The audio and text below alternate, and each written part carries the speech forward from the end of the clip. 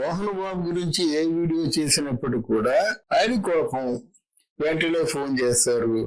ఏవే రామారావు, మనం ఒక చోట మనం పెరిగాము, నా కుటుంబం మీద నువ్వు ఎందుకు ట్రోల్ చేస్తావు, ఇంకొకరు చేస్తే నేను పట్టించుకోను, నువ్వు చేస్తున్నావు అని అన్నారు. నీకు ఎప్పటికాచి నేను చెప్పనని చెప్పాను. ఎందుకంటే మనం సందర్భానుసారంగా వాళ్ళని రెక్టిఫై చేయడానికి చెప్తాం మనకున్న అనుభవంతో. మనం ఏదేదో పొరపాటు చేసినట్టుగా ఆయన భావించినట్టయితే దాన్ని సారీ చెప్పేశాను నేను. ఇప్పుడు మీరు అడిగారు కనుక ఆ ప్రశ్నకు సమాధానం నేను చెప్తాను. మంచు మనోజ్ చాలా మంచి నిర్ణయం తీసుకున్నాడు.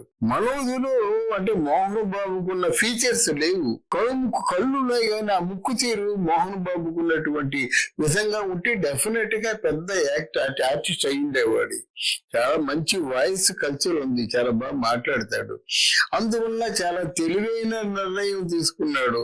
విలన్గా యాక్ట్ చేద్దామంటే ఎప్పట్లో ఎవరు కూడా ఆ స్థాయి విలన్లు లేరు. ఇప్పుడు వీళ్ళందరూ వీళ్ళందరూ మనోజ్ ఫ్రెండ్స్ కదా.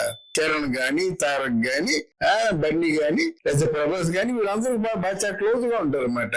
వీళ్ళకి సరసమానమైనటువంటి ఆర్టిస్టు మంచు మనోజ్ తాలూకు పెళ్లి, వాళ్ళిద్దరు కూడా కుటుంబాల పరంగా విడివిడిగా ఉండడం, తర్వాత ఇవన్నీ ఆర్థిక సంబంధాలు ఉన్నాయి.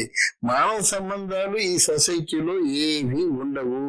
తండ్రి కొడుకులకు గాని, భార్యాభర్తలకు గాని ఎవరికి కూడా మానవ సంబంధాలు అందులో ఉన్నటువంటి జీవన మాధుర్యం లేదు. ఆర్థిక సంబంధాలే ఉన్నాయి. ఇది నేను చెప్పిన మాట కాదు. అంటే ప్రఖ్యాత ఆర్థిక తత్వవేత్త కార్ల్ మార్క్స్ చెప్పాడు. ఓన్లీ మెటీరియల్ సంబంధాలే ఉన్నాయి కానీ హ్యూమన్ రిలేషన్స్ ఏమి లేవు. అది మనం అర్థం చేసుకోవాలి. మరి ఆ తండ్రి కొడుకుల మధ్య ఏ సంబంధాలు ఉన్నాయో వాళ్ళకేం తెలుస్తాయి, మనకేం తెలుస్తాయి. అంటే ఏ తండ్రికి ఏ తల్లికి ఎలా ఉంటుందంటే, ఇప్పుడు మనోజ్ తల్లి ఇప్పుడు ఉన్న నిర్మలే కదా, ఎలా ఉంటుందంటే నా కొడుకు గురించి ఆలోచించకుండా భర్త గురించి ఆలోచిస్తుంది. ఎలాగ ఆలోచిస్తుందంటే, ఆయన వయసు అయిపోయింది, 70 ఏళ్ళు పైన అయిపోయాయి కదా, ఆ భర్తనే గెలిపించుకోవాలని చూస్తుంది, భర్త గురించి ఆలోచిస్తుంది. అది అట్ ది సేమ్ టైం తన పుట్టిన కొడుకు కూడా ఎక్కడో కాడు. ఇప్పుడు ఆయనకి ఆర్థిక బాధలు ఏమీ లేవు. నిజాలు చెప్పినట్టు అందరూ కోపం వస్తుంది కనుక ఆయన ఎంత వస్తుందంటే, ఒక తరం 2 తరాలు కూర్చున్న చిన్న సరిపోని ఆస్తుంది. ఆ తల్లికి అంతకంటే ఉంది, నా కొడుకు ఎక్కడున్నా బాగుంటాడు అన్నిటికంటే ముందు నా భర్త బాగుండాలి. ఇవి ఇష్టం ఉండాలంటే ఆ విద్యానికేతనం అది 200 ఎకరాలు ఎంతో ఉంటుంది, అదంతా ఆయన చేతుల్లో ఉంది. ఎన్ని ఆర్థిక విషయాల గురించి మనం మాట్లాడడానికి నాకు మనసు ఒప్పదు. మనకు అది అనవసరం కూడా.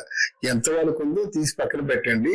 అయితే విష్ణువుని పట్టించుకున్నటువంటి మోహన్ బాబు ఈ మనోజ్ని పట్టించుకోలేదంటే అది అర్థవంతమైనటువంటి ఆరోపణ కాదు. ఏ తల్లిదండ్రులైనా 2 కొడుకుల్ని పట్టించుకుంటారు, వాళ్ళతో సమానంగా కూతుర్ని కూడా పట్టించుకుంటారు. కానీ ఈ ప్రశ్నతో నేను ఏకీభవించను. తల్లిదండ్రులకి 3 బిడ్డలు ఒకటే, కూతురైనా 2 కొడుకులైనా ఈ 3ని సమానంగా చూసుకుంటారు. అంటే ఏదైనా ఆర్థికంగా ఇబ్బంది పడుతుందని ఆలోచిస్తారు. ఒక ఇబ్బందులు పడినట్టు వాళ్ళ వంతు సహకారం చేస్తారు, లేదంటే హ్యాపీగా ఉంటారు. వాళ్ళకి కావాల్సిందే ఒకటి. ఇప్పుడు మంచు మనోజ్ కావాల్సిన కారులో తిరగలడు, ఫ్లైట్లో తిరగలడు. ఆ పుట్టిన పాప ఏదో పుట్టింది, ఆ పాపకి ఒక 100 కోట్ల ఆస్తి ఇవ్వగలడు. ఇంకా అంతకంటే ఏ తండ్రి మాత్రం ఏం చేయాలా, ఏ సాహసం మాత్రం అంతకంటే ఇక ఏమిటంటే ఆశ ఏముంటుంది. కనుక మంచు మనోజ్ని వాళ్ళు అంటే వదులుకోవడం కారణం అంటే అది ఆ ప్రశ్న కరెక్ట్ కాదు. ఆ ప్రశ్నకి నేను చెప్పింది కూడా కరెక్ట్ కాదని నమ్ముతున్నాను.